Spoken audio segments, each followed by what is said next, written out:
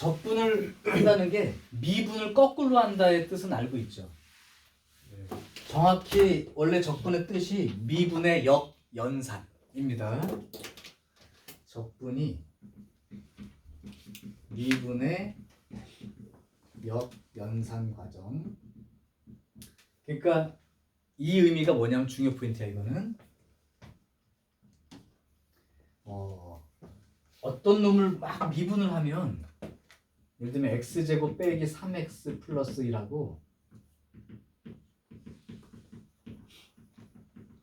요걸 미분하게 되면 2x 빼기 3이 돼요.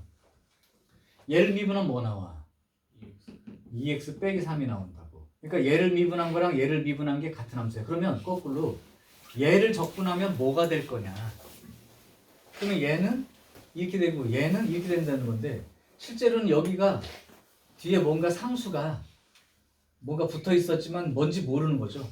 왜냐하면 미분할 때 사라져서 넘어왔으니까 이 적분된 함수, 미분된 함수에서는 상수항이 돌아갈 때 얼마로 살아나가야 될지 모르니까 실제로 얘를 적분하게 되면 y는 x제곱 빼기 3x까지는 확실한 거고 이 상수가 얼마인지 모르니까 요걸 적분한 식을 요렇게 써주겠다는 게 부정적분이라고 합니다. 함수가 결정되지 않았죠.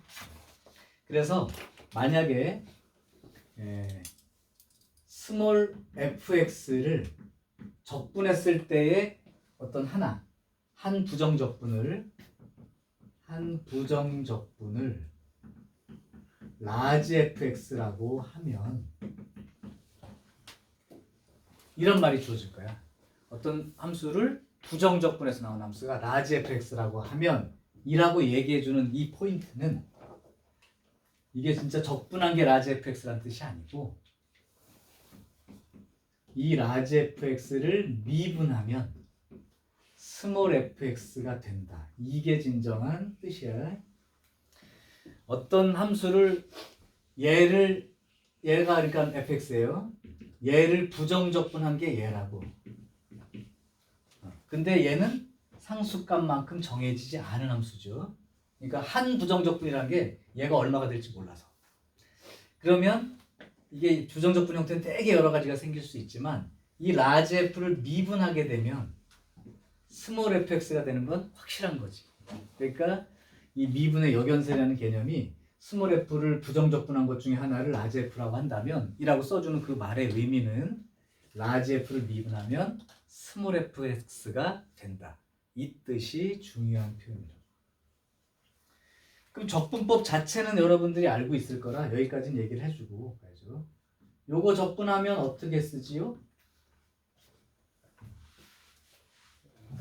요거에다가 더하기 1 한 거 분의 1. 그 다음에 여기는 차수가 하나 올라가게 되고 그 다음에 적분 상수라고 해서 얼마가 될지 모르니까 C라고 상수라고 붙여주면 되는 거지. 그러니까 부정적분을 하고 나면 뭐가 항상 따라다니는 거야? 적분 상수. 이 적분 상수가 따라다니는 거죠. 그죠? 그러면 이렇게 한번 생각해 볼래? 어떤 fx를 적분을 해. 그런 다음에 얘를 미분하면 어떻게 될까요? 하는 것과 두 번째는 이 스몰 fx를 미분을 해. 이렇게. 그런 다음에 요 놈을 적분하면 어떻게 될까요? 상황을 봤을 때 얘는 뭐가 되는 거죠? 원래 미분과 적분이 역연산이니까 이런 관계야. 미분했다가 적분하면 제자리. 적분했다가 미분을 해도 제자리. 그럼 결국은 얘를 적분했다가 미분해도 fx가 튕겨 나오는 건 맞고 얘를 미분했다가 적분을 해도 스몰 fx가 튕겨 나오는 건 맞는데 이게 적분을 나중에 맨 마지막에 적분을 하게 되면 적분 상수 C가 생겨나게 되는 거죠. 미분하게 되면 그 적분 상수가 사라지니까 그냥 fx가 생기겠지만.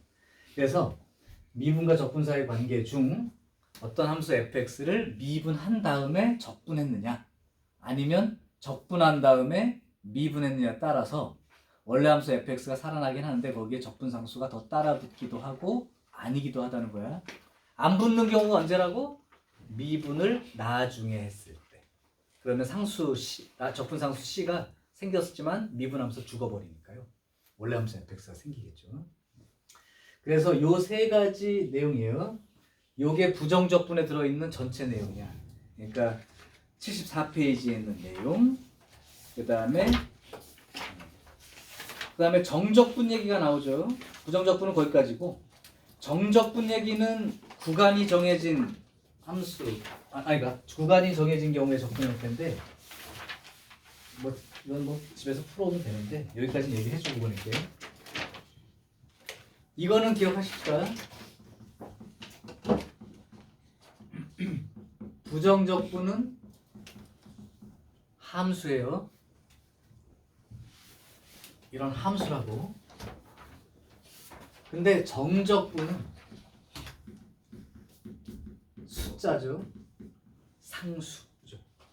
그러니까 만약에 이렇게 해서 A부터 B까지 요 함수를 정적분한다 그러면 아까 했던 요거의 하나의 부정적분 형태를 쓰고 꺾기 가로를 한 다음에 아래 끝 쓰고 위 끝을 써줘서 실제 계산이 large FB에서 아래 끝 대입한 large FA를 뺀 게 정적분의 정의라고.